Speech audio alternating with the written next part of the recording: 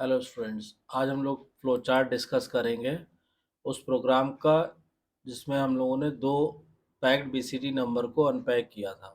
तो इसका जो असेंबली लैंग्वेज प्रोग्राम है वो तो हमने लास्ट वीडियो लेक्चर में आपको एक्सप्लेन कर दिया था। आज हम लोग इसके फ्लो चार्ट को डिस्कस करते हैं।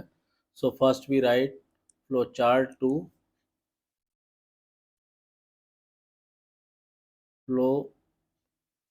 To unpack the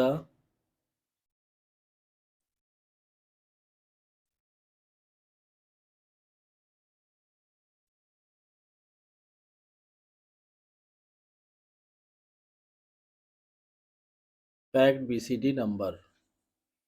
packed BCD number को अनपैक करने के लिए जो प्रोग्राम हमने बनाया था लास्ट वीडियो लेक्चर में, आज उसी प्रोग्राम को हम फ्लो चार्ट से और क्लैरिफाई कर लेते हैं कि उसमें ऑपरेशन कैसे कैसे हुआ था।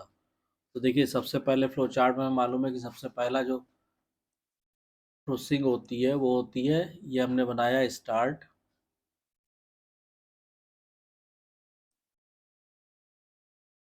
उसके बाद load the packed BCD number. तो उसके बाद हम क्या करेंगे, जो पैक्ड बीसीडी नंबर है उसको लोड करेंगे। यहाँ पे हम लिखते हैं load the packed BCD number. ठीक। उसके बाद नेक्स्ट स्टेप क्या था, नेक्स्ट स्टेप ये था कि हम लोअर बिट को मास्क कर देंगे। तो मास्क लोअर बीसीडी डिजिट। तो यहाँ हम लिखते हैं mask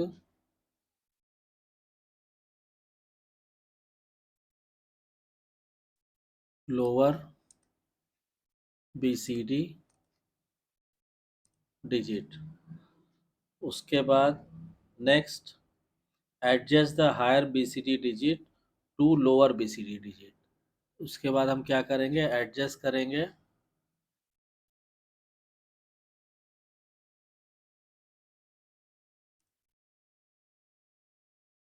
adjust the higher BCD digit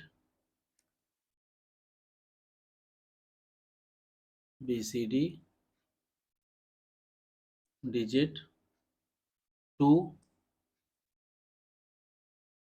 lower BCD digit. ठीक है। इसके बाद स्टोर द एडजस्टेड रिजल्ट। जो एडजस्टेड रिजल्ट आएगा हमारा उसको स्टोर करेंगे। तो यहाँ पे हम लिखते हैं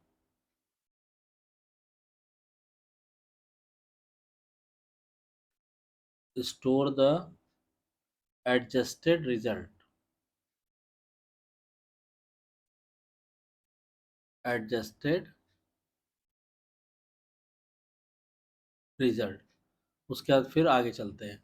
तो अब देखिए, इसमें हर बॉक्स में करस्पॉन्डिंगली क्या ऑपरेशन होता है और एक्यूमुलेटर में या और जगह पे क्या डिजिट्स आता है उसको हम करस्पॉन्डिंगली इसके साथ साथ लिखते जाते हैं। तो मान लीजिए ये हमने इसके बॉक्सेस बना दिए जिसमें हम कोई भी जो भी डेटा वैल्यू एक्यूमुलेटर में आ रही है या जो भी चेंज हो रहा है वो हम शो करते हैं। तो मान लीजिए हमने ये बना दिया और यहाँ पे हमने लिखा ऑपरेशन। यहाँ हमने लिखा ऑपरेशन और यहाँ के बाद इसमें, फिर इसमें, फिर इसमें, और फिर ये हम लोग नेक्स्ट पेज पे जाएंगे। ठीक है। अब देखिए इसमें कौन कौन सा ऑपरेशन होता है वो हम दिखा देते हैं। ये इससे, फिर इससे, फिर इससे, और फिर इससे। देखिए अब इसमें क्या होगा कि load the packed BCD number, यानी पैक्ड बीसीडी नंबर जो था वो हमने एक्यूमुलेटर में लोड किया 92H। ठीक। फिर मास्क लोअर बीसीडी डिजिट। तो लोअर बीसीडी डिजिट मतलब ये 02 जो है इसको मास्क कर देंगे तो इसमें ए में रह जाएगा 90H। ठीक। फिर adjust the higher BCD digit to lower BCD digit. तो यानी कि अब एक्यूमुलेटर में क्या हो जाएगा, 0 यहाँ आ जाएगा और 9 यहाँ चला जाए ये। ठीक। उसके बाद स्टोर द एडजस्टेड रिजल्ट। अब जो एडजस्टेड रिजल्ट है उसको हम स्टोर कर देंगे। कहाँ पे करना है हमको, जो प्रॉब्लम की स्टेटमेंट हमने दी हुई थी उसमें देखिए C301 मेमोरी लोकेशन पे हमको ये स्टोर करना था 09। तो यहाँ पे हम ये स्टोर कर देंगे 09H। तो एक तो रिजल्ट आपका ये आ गया। अब इसके बाद नेक्स्ट पेज पे चलिए, यहाँ स्टोर द एडजस्टेड रिजल्ट के बाद क्या करना है। तो देखिए यहाँ पे क्या होगा, स्टोर द एडजस्टेड रिजल्ट के बाद फिर ये प्रोग्राम का कंट्रोल आएगा यहाँ पे। ठीक है, यहाँ क्या काम होगा, गेट द ओरिजिनल नंबर। यहाँ पे हम लिखेंगे get the original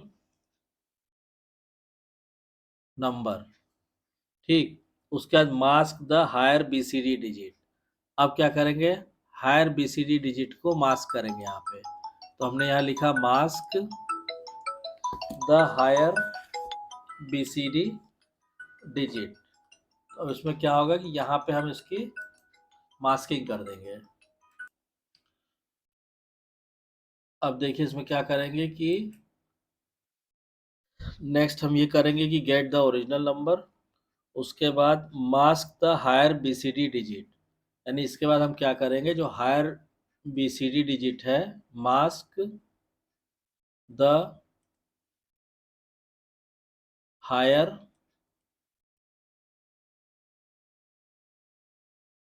BCD digit, जो हायर बीसीडी डिजिट है उनकी मास्किंग करेंगे।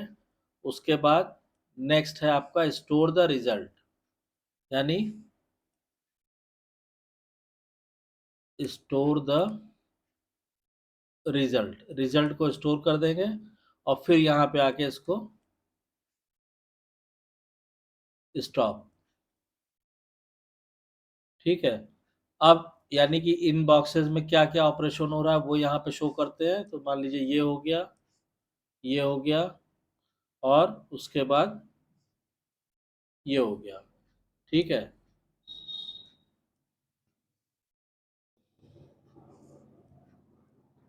यहाँ पे क्या होगा, गेट द ओरिजिनल नंबर, यानी दोबारा से हम एक्यूमुलेटर में क्या ले आएंगे, 92H ले आएंगे।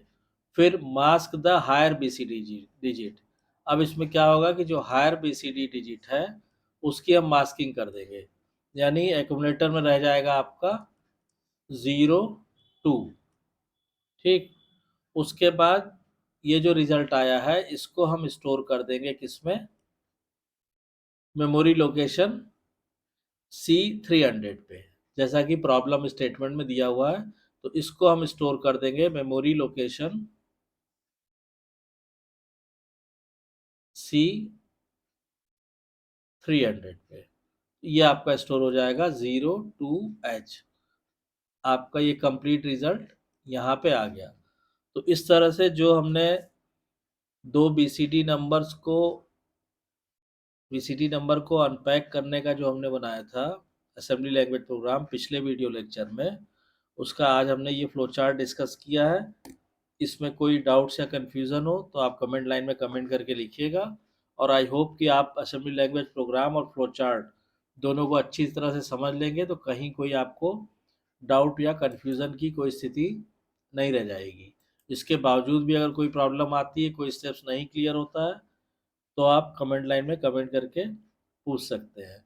बस ये आप ध्यान रखिएगा कि किसी भी असेंबली लैंग्वेज प्रोग्राम को लिखने से पहले जो भी इंस्ट्रक्शंस आप उसमें यूज़ कर रहे हैं, जो भी इंस्ट्रक्शन आप अपने प्रोग्राम में दे रहे हैं, उस इंस्ट्रक्शंस के बारे में आपको कॉन्सेप्ट एकदम क्लियर होना चाहिए कि उस इंस्ट्रक्शन को एग्जीक्यूट करने पे क्या होता है, कैसे होता है, या किसी प्रॉब्लम को आपने सॉल्व करने का जो पहले आपने अपने जो प्लानिंग की है या जो लेआउट बनाया है कि इस क्वेश्चन को हम इस तरह सॉल्व करेंगे, और उस तरह सॉल्व करने के लिए किन किन इंस्ट्रक्शंस की हमको ज़रूरत होगी, वो कॉन्सेप्ट आपको एकदम क्लियर होना चाहिए।